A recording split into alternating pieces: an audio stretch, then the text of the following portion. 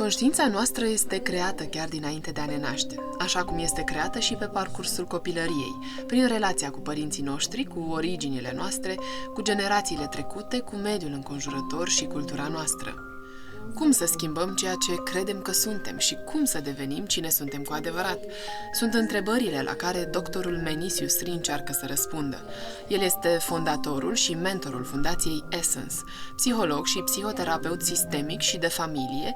El a lucrat cu zeci de mii de oameni din întreaga lume, concepând și facilitând cursuri de dezvoltare personală experiențială. În întâlnirile de grup pe care le organizează în lumea întreagă, Menis Yousry îi ajută pe oameni să înțeleagă cum sunt conectate acțiunile lor din prezent cu experiențele din copilăria timpurie, cu relațiile cu părinții, dar și cu generațiile, istoria și cultura trecutului.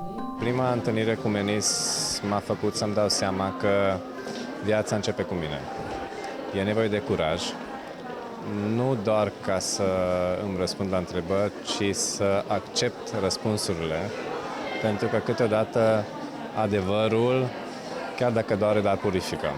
De ce ați ales Menis Yousry? Pentru că viața mea nu era într-o stare bună, nici căsnicia, nici relațiile cu copiii. Și am vrut să-mi schimb cursul vieții și am găsit aici o soluție practică.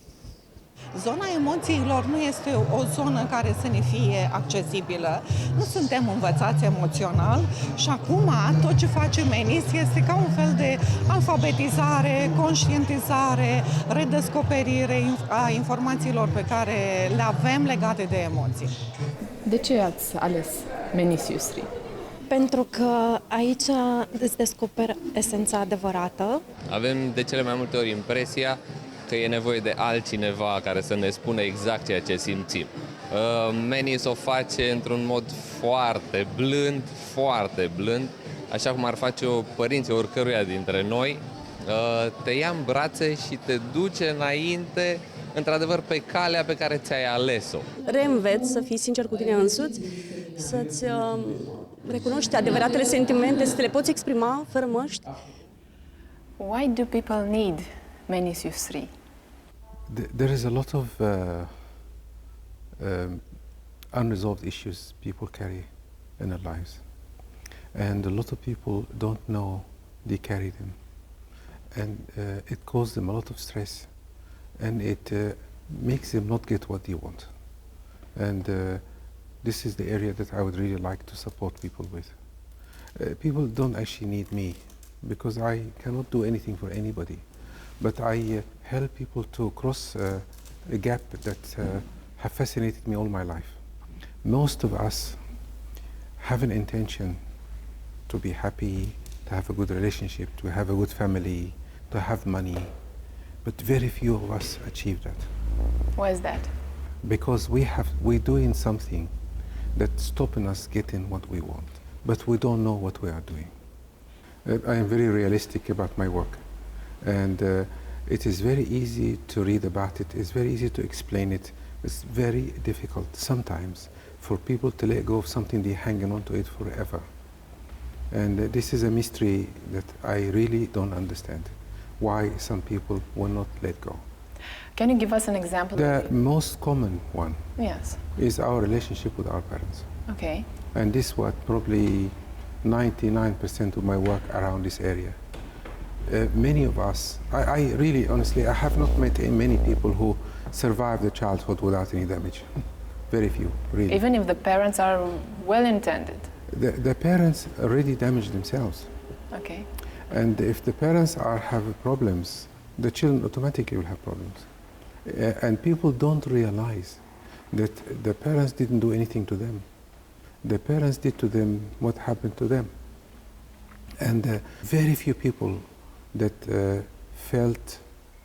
realized that their parents did not love them. The parents could not love them. Can you see the difference? Parents, the people who think that they are not loved, they don't realize that the parents could not love them. It's not that they did not love them. It was not on purpose. Not at all. It just happened. Nobody has a child to hurt? Nobody.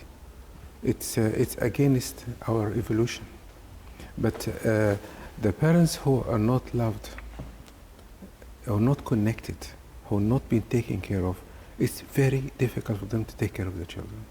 So if nobody connects with you, it's difficult for you to connect with anybody. If nobody loves you, it'd be very difficult for you to love anybody.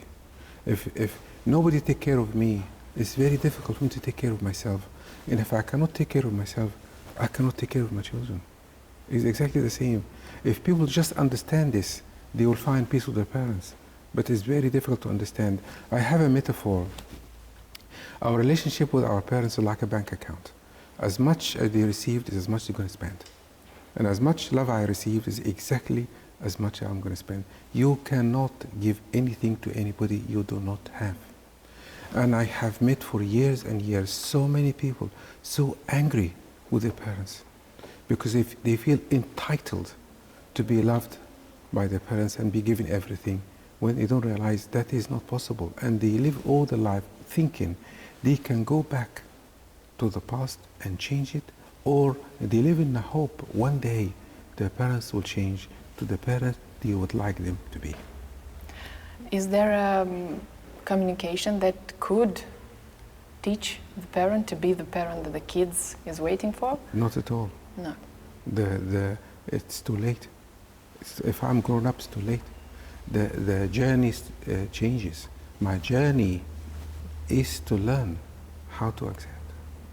Because if I have suffered injustice from my parents, if I don't accept it, I will be a freedom fighter the rest of my life. I will look for injustice everywhere, and injustice will attract me, and I will have an arena to fight for a cause the rest of my life. And we do this in relationships, in work, in politics, in wars. And I have a strange realization. The people who fight in a war, they fight in their parents. They don't fight anybody else. Because how come a certain religion has people who are angry and people who are not angry? How come certain situation makes some people angry and other people not angry? We are choosing how to respond to every situation based on our unfinished business from the past. And our parents are a very big part of this, unfortunately. Because you mentioned wars and because this is the reality nowadays. Yes. And we hear between countries all kinds of tense moments and Yes. wars and fighting. Is there someone, do you think, is there someone who takes advantage of this past, the parents that these people has? You see, something very important that people we need to learn about. Our personality structure is not formed until 5 or 6 years old. We learn relationships, we learn emotions, we learn connection before we learn how to think. So if early in my life, the person who loved me, took care of me, has been angry with me, or reject me, or hurt me, I will form a structure in my personality that this world is like that. Because our relationship to the people who brought us to life, look how what's going to be, is our relationship to life. So our relationship with our parents is our relationship with life itself. So my relationship with life will be rejection and anger. And what's going to happen to me when I grow up? I will attract people and situations that will make me angry to continue living with the unresolved situation that I did not like. But if I'm in a country and there's a situation is not right, I will be the first one to fight. If I have peace in me, I will not be part of the war. People use religion, use culture, use situations, use injustice to fight for a cause. It has nothing to do with the cause, it's to do with themselves. In a family, which relationship is most important? With your parents, with your husband or wife, with your kids? The most critical is the mother, and then the father after. Okay. In fact, babies are programmed, even wired, to recognize the woman's face before a man's face. relationship between mother and child, it's absolutely critical. The first year of our life decide all our whole entire life. It determines our relationships, our intelligence, our leadership style, our communication, everything happened the first year. What should a mother do to be or to have for her child the perfect future? I can tell you it in one sentence only. Okay. Okay? And parenting programs don't work. Education doesn't work. Teaching parents what to do doesn't work. Nothing works. Even therapy sometimes doesn't work. The only thing that can work to have healthy children, and this is a dangerous statement I'm going to tell you, is to work on ourselves. And only ourselves. Because our children are the extension of our own consciousness. They are our unconscious. If anybody listening to this program now, if you want to learn about yourself, watch your children. They're expressing everything that you have not managed to resolve yet, because you have given it to them. It's a cruel observation. Absolutely, absolutely. But it's also an opportunity for us to learn about ourselves. And I can show different dimension of this as I'm talking to you. I realized that my children criticized me for something I didn't like about my parents. How come? How come they saw in me what I didn't like about my parents? That means I have taken it from them. They say the child comes to the world and they speak, they move, they learn, everything from where? They copy their parents. It's as simple as that. There are ways to help our children, many ways. First, early days, early moments. Notice what happens when a child is born. The first moment, what do they do with the child? Who did he give it to? The mother. Why? Because they need to create that connection after giving You said birth. the most important word. Okay, our brain develops not only genetically, it needs another brain to train our brain to be in this world. And our first connection is the first training we have. If the mother is not connected to us, we suffer for life.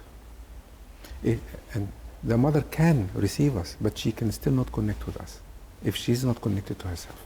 The best training for anybody in the world to watch a mother and child. We, early stages of life, develop our right brain, which is our emotional brain, before we learn the cognitive structure to live in this world. So we learn about relationships before we learn how to speak. Okay? And I can show you. If you walk in the street and see a baby and you smile to the baby, they smile back to you. They don't understand who you are, they don't even know where they are. So how come they smile back at you? Emotionally, they develop, but not intellectually. See? So we learn what relationship is before we understand anything else. When we're happy, we react. So when we are in danger and react, we need somebody to come to us and tell us everything's okay. When we're happy, we also need someone to come to us and tell us it's okay also. And this is what we call in psychology regulation. So we need to be regulated by someone to teach us how to manage the world. You see? And the constant regulation by the parents teach the child to cope with life. And if the parent is not regulated in themselves, they cannot regulate the child. The constant repetition of regulation, yes, develop structure in the child to cope with life. And that structure is staying with everybody until today. So everyone has a structure, has a protection, how to cope with life based on the amount of regulation they receive from their parents. See? Okay. If I am vulnerable in the relationship, something goes wrong, and I learned that there's nobody there for me, I will not speak. Or I will run away from the relationship. I understand. Or I can be angry. Yes? And my partner will do the same. So there's two words I'd like to make it clear to you. We must learn to show our emotions to our partner. We must learn to be vulnerable. And I would say to people, don't be afraid to be afraid, because the source of the human problems, we are afraid to be afraid. So if I'm in a relationship, I must allow my partner to take care of me, and I must allow myself to take care of my partner. So you remember I talked about this regulation with parent and child? We do it with our partner also. If I do this with my partner, when my partner is in trouble, I'm there for them. And when I'm in trouble, I show them I'd like them to be there for me. We become the example of regulation to our children. And we become to feel safe, and they feel safe automatically. But at the moment, the parents are focused on the children much more than to each other. And the most amount of divorce happen in the first 2 years because one of the parents, especially the mothers, focus on a child and forget the relationship. Okay. It's absolutely... The husband is on second place. Second place. Yeah. And it's absolutely fatal mistake. And I tell you why. We must honor the first person who come to our life, not the second person. Everybody has a place. The partner came first and a child after. And if I make one of my children as my partner, the relationship is over. And the responsibility on the child is much higher. Yes. Because really, how can a parent allow one of the children to take responsibility for them? And the pattern I have seen in the seminars, when the parents cannot or do not take responsibility of the life, the children take it for them. They take it when they're small. In life, when we are in trouble, we do one of two things. We regulate ourselves unconsciously or consciously.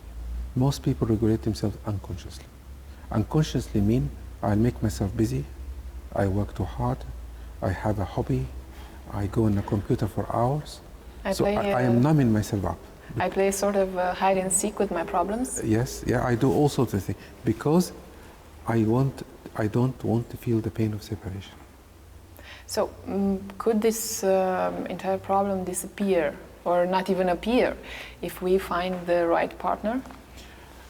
Or there is no right partner. Everybody is the right partner. Okay. The relationship is not with the other person. It's with ourselves. Mm-hmm. If I have unfinished business, I'll see it in every partner. The parent's tool, the parenting tool is their consciousness. The leader's tool is their consciousness. The successful businessman or businesswoman is her consciousness. Because what we say in our conversation when we talk to each other is very little. The content is very little, but the quality is very high. Mm-hmm. There's two different things. When we interact with anybody, we interact in two ways, content and quality. The content is probably 5% or 1%. The quality is 95%. And the quality of our connection is our consciousness. So the parents don't need to learn anything. They need to be something for the child to be that. The home of the family is made up of like an atmosphere.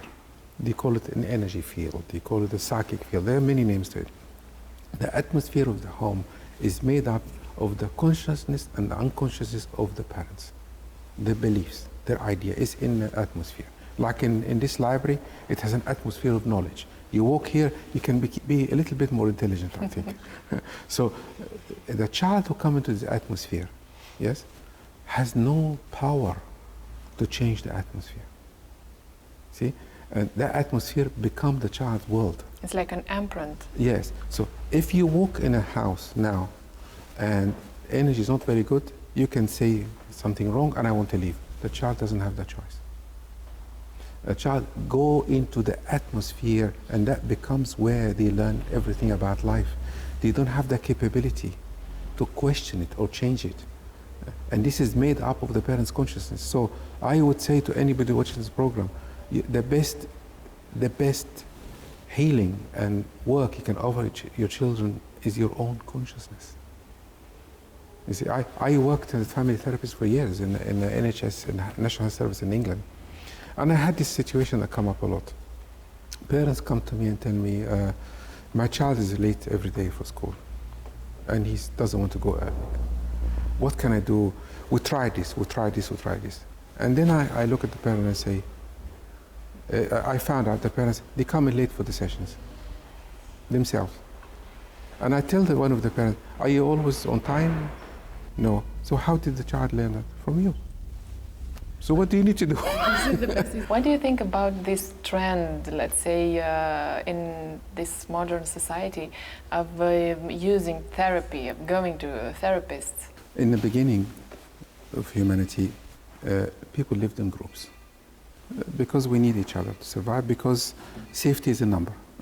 If we don't, somebody will eat us. Okay. So we seek comfort, connection from each other as a group. We started to move on. We didn't need this protection of the group so much because technology gave us more power. We formed families to seek connection and love. Families started to fall apart because we're moving on. So we're looking for relationships to be connected to someone and feel safe with someone. Now relationships are falling apart. What is next? Therapy is next. Yeah. Therapy is paying for love and safety in relationship. And I think it's very sad. It's paying for someone to ask you, how are you? Absolutely. One day. You're paying for someone to be kind to you. You're paying for someone to be patient with you. So how can we bring together people with the same goal of communicating better, of connecting better? Because if you want for yourself to change something or to change yourself and you just have walls around you, I don't think that you will succeed. This is why How can we find the right persons around us? A right person? But first of all, this is why I do my courses. Because I bring the people together like in the very beginning how it was. We can find the right person if we work on ourselves and deal with the issues we're carrying from the past that we cannot let go of. Because it's unbelievable how the things I have seen work. I've been working with people for 30 years now. Unbelievable how we scan the environment and we pick the person who has the issues that we cannot resolve yet. If you resolve it, these people will not appear. And if they appear, they have no room to be with you.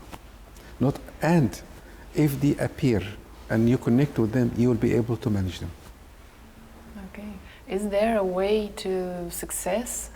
People don't have patience nowadays. This is part of the problem.